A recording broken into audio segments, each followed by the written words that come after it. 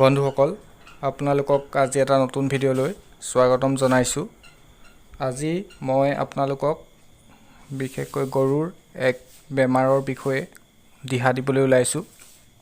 মই মাজে মাজে ইয়াত মানুহৰ সমস্যাৰ উপৰিও পশু পক্ষীৰো দুই এটা সমস্যা ইয়াত দাঙি ধৰোঁ, যিহেতু বহুতে বিচাৰে ভিউৱাৰে।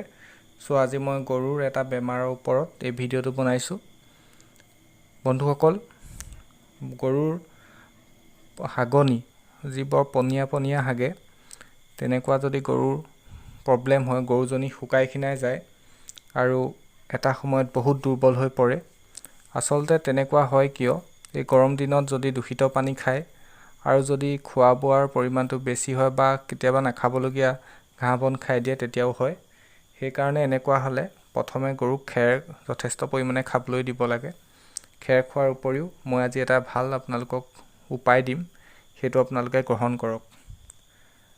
গৰুৰ যদি এনেকুৱা পানী হাগনি হৈছে, তেতিয়াহ'লে আপোনালোকে কলগছৰ মধুনা, কলগছৰ গুৰিৰ যিটো অংশ, সেই অংশটো মধুনা বুলি কোৱা হয় অসমীয়াত।